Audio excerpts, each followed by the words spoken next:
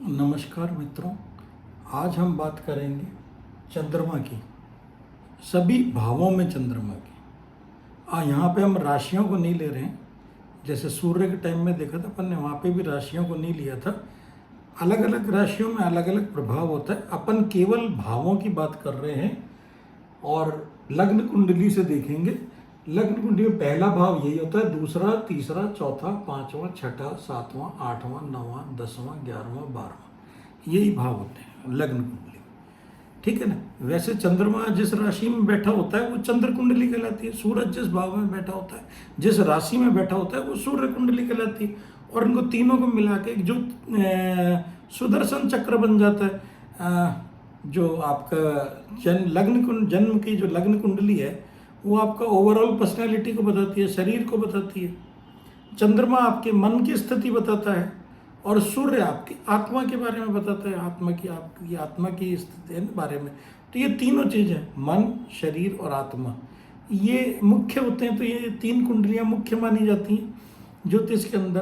तो आज हम चंद्रमा के विभिन्न भावों में बात कर रहे हैं, चंद्र कुंडली की बात नहीं कर रहे। राशि की बात अपन आगे करेंगे, हालांकि उससे फर्क पड़ता है। अगर ज्योतिष में किसी भी प्लेनेट को किसी भी घर में स्टडी करना होता है तो पहले तो ये देखना पड़ता है कि वो किस भाव में है, फिर उसके बाद देखना पड़ता है वो किस राशि में है, फिर वो किस राशि का स्वामी है। चंद्रमा कुंडली के अंदर 4 नंबर कहाँ है, क्योंकि चंद्रमा 4 नंबर कर्क का राशि स्वामी होता है। तो चंद्रमा आपकी कुंडली में किस राशि का स्वामी है, किस भाव का स्वामी है, सॉरी, चंद्रमा मतलब 4 नंबर की राशि आपकी कुंडली में कहाँ लिखी है, उस घर का स्वामी चंद्रमा होगा, उस भाव का। फिर चंद्रमा जिस राशि में बैठा है, जिस भाव में बैठा है, उसमें कौन सा नंबर लिखा हुआ है। मान लो उसके अंदर 9 लिखा हुआ है, तो 9 नंबर गुरु की राशि है। तो जिस नंबर पे चंद्रमा बैठा है उस राशि का स्वामी कौन है, जैसे अब उस राशि का नाम ही गुरु हो गया अगर 9 नंबर पे बैठा। अब गुरु एक तो यहाँ का तो है ही, गुरु के 2 भाव होते हैं, तो वो दूसरा किस भाव का स्वामी है, 9, 10, 11, 12, 12 का भी होता है, तो 9 इन दोनों घरों का स्वामी होगा। तो गुरु की क्या पोजीशन है, गुरु किन किन भावों का स्वामी है, और गुरु इन भावों का स्वामी होकर बैठा कहाँ है। मान लो गुरु इन दोनों का स्वामी होकर यहां बैठा है, तो एक तो चंद्रमा यहां बैठा है मान लिया, और यहां 9 नंबर है ना। तो दूसरा यहां से 9 अपन गिनेंगे तो 9, 10, 11, 12, 1, 2, 3, 4, तो ये 4 8वें भाव में आएगा। तो ये 4 नंबर 8वें भाव के यहाँ पे आएगा, तो यहाँ पे ये इस भाव को, इस भाव का, और गुरु यहाँ पे और यहाँ पे और इस भाव का। तो इतने भावों का असर जो है ना इसके ऊपर पड़ेगा। तो एक तो ये हो गया। फिर चंद्रमा की किसी से युति तो नहीं है, मतलब कोई प्लेनेट, कोई ग्रह चंद्रमा के साथ तो नहीं बैठा है। एक तो चंद्रमा बहुत ही रिसेप्टिव प्लेनेट होता है, जिसके साथ बैठता है या जिसकी दृष्टि होती है उसके गुणों को ग्रहण कर लेता है। ठीक है। आस्पेक्ट, कोई दृष्टि तो नहीं पड़ रही है, दृष्टियों की बात अपन पहले भी कर चुके हैं, दोबारा कर लेते हैं। मंगल की 3 दृष्टियां होती हैं, ठीक है, 4, 7 और 8। 7वें नंबर की तो सभी की दृष्टि होती है, सभी अपने 180 सामने वाले ग्रह को, घर को देखते हैं। गुरु की 5, 7, 9, शनि की 3, 7 और 10। तो कोई दृष्टि तो नहीं पड़ रही है। फिर एक और होता है एक्सचेंज। मान लो चंद्रमा जो है गुरु की राशि 9 नंबर राशि में बैठा हुआ है, और गुरु चंद्रमा की 4 नंबर की राशि में बैठ गए, तो ये एक एक घर का, मतलब गुरु चंद्रमा के घर में बैठ गए, चंद्रमा गुरु के घर में बैठ गए, ये भी एक्सचेंज हो जाता है, एक योग हो जाता है, और उसको ज्योतिष में अलग देखते तो अपन। तो इतनी सारी चीजों को देखते हैं, और फिर उसके बाद में चंद्रमा का बल भी देखते हैं, डिग्री कितनी है। ठीक है ना। एक घर जो होता है वो 30 डिग्री का होता है, तो डिग्री कितनी है, अगर मान लो डिग्री कम है, 6 डिग्री से कम है या 24 के ऊपर है तो कमजोर माना जाता है। जितना बीच की डिग्री होती है वो इतना स्ट्रॉन्ग में, तो डिग्री वो अपन आगे बातें करेंगे, लेकिन इतनी सारी चीजें देखते हैं तब किसी ग्रह के बारे में अपन बात कर सकते हैं। तो पर चलो ठीक है, आगे और करेंगे। आज हम ये केवल इतनी बात करेंगे कि चंद्रमा का अलग अलग भावों में क्या प्रभाव रहता है। ठीक है, एक एक करके अपन स्टेप बाय चलेंगे। चंद्रमा के कारक क्या होते हैं? चंद्रमा मन का कारक होता है, मानसिक स्थिति का कारक होता है, मनोबल का कारक होता है। अगर बली चंद्रमा है, अच्छा बली चंद्रमा कैसे लेंगे? अब सूर्य से इसकी एक तो डिग्री हो गया कि भाई चंद्रमा कितनी डिग्री का है किसी भी घर के अंदर, दूसरा सूर्य से इसकी कितनी दूरी है। भाई चंद्रमा एक ऐसा प्लेनेट है, एक तो सबसे तेज चलने वाला है, ठीक है, तो इसकी गति जो है वो चर होती है, और ना 2.5 दिन 2.25 दिन के अंदर एक राशि को 23 डिग्री को ये क्रॉस कर देता है। दूसरा, अब सूर्य से इसकी दूरी कितनी है? अगर सूर्य यहाँ है और चंद्रमा यहाँ है तो ये मान के चलो कि पूर्णिमा है, सूर्य से बिल्कुल अपोजिट हुई। और अगर सूर्य के साथ ही चंद्रमा है तो फिर समझो कि अमावस्या है। तो और सूर्य से दूर, ये दूर जा रहा है यहाँ से, जैसे मान लो यहाँ सूर्य है और ये सूर्य से दूर जा रहा है, तो शुक्ल पक्ष का हो गया, और सूर्य की तरफ आ रहा है तो कृष्ण पक्ष का हो गया। तो यहाँ की छठी से लेकर के शुक्ल पक्ष की छठी से लेकर कृष्ण पक्ष की छठी तक चंद्रमा को बलि मानते हैं, और शुभ ग्रह भी मानते हैं, कृष्ण पक्ष में थोड़ा कमजोर मानते हैं, है ना। तो अब ये हो गया चंद्रमा का। अब चंद्रमा से मन देखा, मन से मनोबल देख लिया। भाई अगर चंद्रमा बली है तो फिर आपका मनोबल स्ट्रांग है। फिर अगर राशि स्वामी जो है वो आपका मित्र है तब भी आपको फायदा देगा, या उस पर मित्र ग्रह की दृष्टि पड़ रही है। तो मित्र कौन कौन से थे? सूर्य, मंगल और गुरु, ये इनके मित्र होते हैं। बाकी दुश्मनी ये किसी से रखता नहीं है। एक चीज और है, राहु केतु क्या लेते हैं? चंद्रमा सूर्य के चारों तरफ पृथ्वी चक्कर लगा रही है, पृथ्वी के चारों तरफ सूर्य चक्कर लगा रहा है, तो 2 नोड हैं, एक राहु हो जाता है, एक केतु हो जाता है। मतलब कहने का मतलब ये है कि मन की जो 2 स्थितियां हो गई, एक्सट्रीम स्टेज 2, एक तो अटैचमेंट एक्सट्रीम, तो वो राहु हो जाता है अटैचमेंट। एक एक्सट्रीम स्टेज होगी डिटैचमेंट मन की, तो वो केतु हो जाता है। तो राहु अटैचमेंट है, केतु डिटैचमेंट है ना। बाकी डिटेल में अपन इनके बारे में आगे बात करेंगे। तो ये मन की 2 स्थिति हैं, ठीक है। इसीलिए ये राहु केतु मन को सबसे ज्यादा प्रभावित करते हैं, ठीक है। राशि इसकी कर्क होती है, ये देख लिया अपन ने। तत्व इसका जल होता है, ठीक है ना।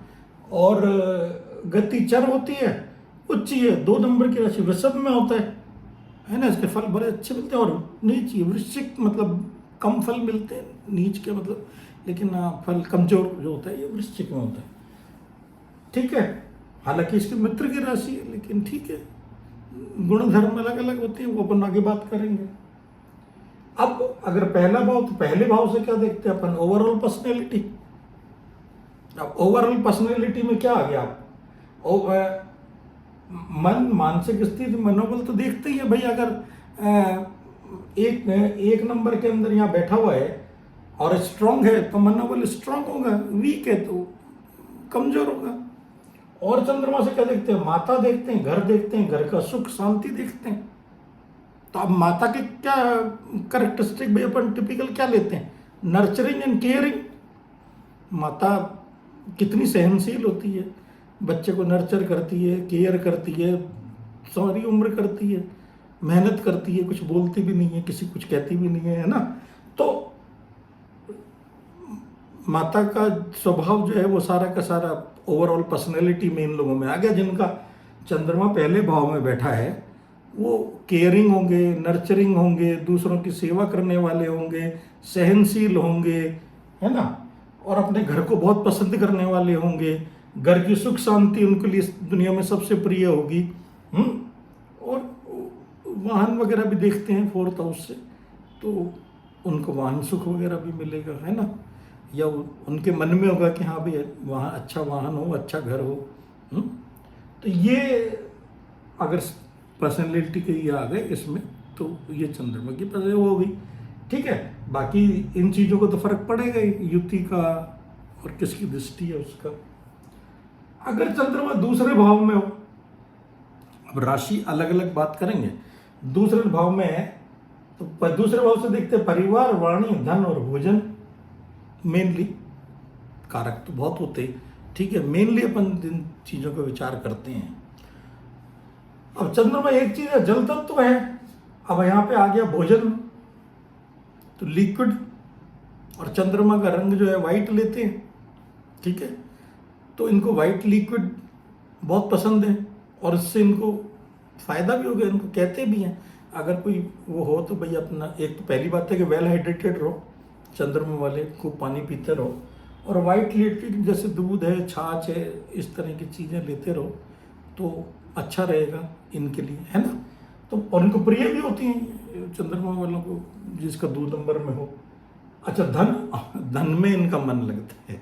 इनका मन जो है ना, मतलब पूरे परिवार आ गया, इनके पूरे परिवार का मन जो है ना वो धन की तरफ रहेगा, ठीक है ना। इम्पोर्टेंस धन को देंगे, और धन होगा भी, मतलब। लेकिन एक बात है, चंद्रमा की एक चीज़ और है ना कि चंद्रमा घटता बढ़ता रहता है, तो धन भी थोड़ा सा फ्लक्चुएट हो सकता है। लेकिन अब मानसिक रूप से ये लोग फोकस्ड होते हैं कि हाँ यार, धन तो होना चाहिए, है ना। वाणी, अब चंद्रमा की वाणी बड़ी मधुर होती है। अब यहाँ से अपन सेम से पर्सनैलिटी भी देखते हैं, तो चंद्रमा वाले लोगों की पर्सनैलिटी बड़ी सुंदर लोग होती है, मतलब कोई भी हो, स्त्री हो पुरुष हो, सुंदर होंगे चंद्रमा है तो, ठीक है ना। अब यहाँ पे परिवार में वाणी आ गई, तो वाणी भी इनकी सौम्य ग्रह है वैसे, चंद्रमा बिल्कुल ही डेलिकेट प्लेनेट है, और स्त्री उसको मानते हैं चंद्रमा और वीनस को, दोनों को। तो वाणी उनकी बड़ी सॉफ्ट होती है, ठीक है ना। और जो है ये परिवार, तो ये परिवार सारा, ये मतलब परिवार के सदस्य होंगे वो बड़े केयरिंग होंगे एक दूसरे के लिए, ठीक है। दादा दादी, चाचा चाची, जो भी हो, जो घर में रह रहे हैं, वो एक दूसरे की केयर करने वाले होंगे, है ना। कारक की केयर है ना। लेकिन इमोशनल मन है, तो इमोशनल भी होंगे सारे ही घर वाले इमोशनल। अब ऐसा होता है कई बार, है ना, घर में सभी इमोशनल है तो सभी इमोशनल होते हैं। पराक्रम भाव में तीसरा भाव किसका था? छोटे भाई बहनों का था, छोटी मोटी यात्राओं का था। अब चंद्रमा खुद भी चर राशि का है, तो घूमने का शौक चंद्रमा को भी है, और तीसरे भाव में अगर चंद्रमा हो गया तो छोटी मोटी यात्राएं इनकी चलती ही रहेंगी। अब तीसरे भाव में चंद्रमा हो गया तो मतलब ये चंद्रमा, चौथे भाव इनका चंद्रमा का जो कालपुरुष की राशि में चौथा घर है, वो इससे 12वां हो गया। तो एक ये भी हो सकता है कि ये लोग अपने घर से, जहाँ इनका जन्म हुआ है, उससे थोड़ी दूरी पे अपना घर बना के रहें, या रोज जाते आना, जाना आना लगा रहे इनका, टूर एंड ट्रेवल का बिजनेस हो, तो ऐसा हो सकता है, ठीक है। छोटे भाई बहनों के लिए बड़े इमोशनल होते हैं। अब पराक्रम, चंद्रमा से पराक्रम तो नहीं होता है, लेकिन मानसिक रूप से भाई ये साहस का भाव भी होता है, तो मानसिक रूप से तो साहसी होते हैं। लड़ाई वड़ाई करने में विश्वास नहीं करते, लेकिन मानसिक रूप से स्ट्रांग होते हैं। आपको लगेगा नहीं, लेकिन मानसिक रूप से बड़े स्ट्रांग होते हैं, ठीक है। छोटी मोटी बातों में मन लगेगा। चौथे भाव तो अब कालपुरुष की कुंडली में इनका खुद का ही घर हो गया, तो ये माता का, घर का सुख, वाहन वगैरह, ये सभी चीज़ें इनसे देखते हैं। तो अगर चंद्रमा यहाँ बैठा होगा तो आपकी माता बड़ी केयरिंग होंगी, इमोशनल होंगी, नर्चरिंग होंगी, घर का खूब ध्यान रखने वाली होंगी, घर में बड़ी सुख शांति रहेगी। वो चाहेंगी, उनकी सबसे बड़ी प्रायोरिटी यही होगी कि मेरे घर में सुख शांति रहे, ठीक है। तो ये चंद्रमा का हो गया। अच्छा, अब दृष्टियों की बात चल गई है तो बाद में कर लेंगे चंद्रमा की, अभी तो अपन पहले भावों में बात कर लेते हैं। 5वां भाव जो है, वो 5वें भाव में अगर चंद्रमा हो तो 5वां भाव शिक्षा का होता है, संतान का होता है, मनोरंजन का होता है। तो इनका मन मनोरंजन में लगेगा, नृत्य संगीत वगैरह सब, हॉबीज वगैरह में कोई ना कोई तो होगी इनमें। और इनकी संतान में इनका मन बहुत लगा रहेगा, ठीक है। अपनी संतान के लिए तो बिल्कुल कुछ भी कर दें। और शिक्षा में भी इनका मन लगेगा, मन है, शिक्षा का भाव है। अगर यहाँ बैठेंगे तो शिक्षा में भी मन लगेगा इनका, ठीक है। छठा भाव रोग, ऋण, रिपु, नौकरी और प्रतियोगिता। अब यहाँ पे थोड़ा सा अब डेलिकेट प्लेनेट है ना। रोग, ऋण, ऋतु, अगर मान लो इनसे इनको परेशानी हो जाती थोड़ी सी, है ना। कोई भी तकलीफ हुए तो ये मानसिक रूप से भी परेशान हो जाते हैं। ऋण हुए तो दिन भर टेंशन करे, यार किसी का उधारी चुकानी है, जल्दी दे दुआ के नक्की करे। शत्रु षड्रिपु तो खैर अपन मानते ही हैं, काम क्रोध लोभ मोह मद मत्सर, ये तो सब चलो ठीक है। लेकिन कोई भी अगर इनको कुछ कह दे तो फिर ये मानसिक रूप से परेशान हो जाते हैं कि यार उसने मेरे को क्यों कुछ कह दिया। इमोशनल तो होते ही हैं। और सर्विस के अंदर इनका अगर मन लग जाए तो फिर बहुत अच्छी बात है, बड़े मन लगा के काम करते हैं। लेकिन वही है, चंद्रमा है, मन चलता रहता है जल्दी जल्दी। चंद्रमा तो बहुत जल्दी मूव करने वाला बात है। मन लगा, मन नहीं लगा, कभी लगा नहीं लगा। कंपटीशन में भी ऐसे ही है, मन लगा तो फिर कंपटीशन क्रैक कर लेंगे, मन नहीं लगा तो फिर नहीं करेंगे। ठीक है, तो मूडी थोड़े से होते हैं चंद्रमा वाले, इमोशनल भी होते हैं। सातवां भाव, अब सातवें भाव में अगर आ गया तो अब ये उल्टा हो गया। सातवें भाव में लाइफ पार्टनर का होता है, बिजनेस का होता है। तो इनका लाइफ पार्टनर बड़ा इमोशनल होएगा, वो केयरिंग होएगा, मतलब वो मदर की तरह हो जाएगा। तो बड़ा इमोशनल है, केयरिंग है। और अगर बिजनेस करेंगे तो अगर इनका मनमाफिक बिजनेस है तो करेंगे, ठीक है। और बिजनेस में भी थोड़े बहुत उतार चढ़ाव आते रहेंगे। चंद्रमा है प्लेनेट की, तो वो नेचर बदलती नहीं है, उनके उपाय थोड़े बहुत करे जा सकते हैं। आठवां भाव आयु का, रहस्यों का। अब यहाँ पे आके तो चंद्रमा थोड़े कमजोर हो ही जाते हैं, ठीक है। और ये मंगल की राशि होती है, ठीक है। तो इनके मन में जो है वो फिर थोड़ा सा पता नहीं क्या क्या विचार आते रहते हैं ना, कि मन की गहराइयों के और ये वो। लेकिन ये भाव एस्ट्रोलॉजी का भी होता है। अगर ये एस्ट्रोलॉजी में या गुप्त विद्याओं में, इनमें अगर इनका मन लग जाए तब फिर ये भाव बैलेंस हो जाता है, ठीक है। तो उनका मन इन चीज़ों में फिर बड़ा लगता है। रहस्य की चीज़ों में अगर मन लग जाए, एस्ट्रोलॉजी में, इसमें, तो अच्छा होता है। अच्छा, डॉक्टर्स के लिए तो अच्छा होता ही है, ठीक है ना। ये रोगों का है तो यहाँ डॉक्टर हो गए। छठा भाव रोग का है तो इनका मन रोग को मिटाने में लगा रहेगा। आठवां क्रॉनिक डिजीजेस का होता है, या ऐसी डिजीज जो डायग्नोज नहीं हो रही है, इनका मन कर पता जाएगा। इनके मन कहेगा कि यार ये हो सकता है, कारण पूछो तो नहीं, लेकिन मेरा मन कह रहा है कि इसको ऐसा हो सकता है, या उसकी सेवा में मन लगेगा, ठीक है ना। छठा भाव सर्विस का भी होता है, ये भी उसका जो होता है सेवा के लिए। आठवां भाव भी जो होता है वो।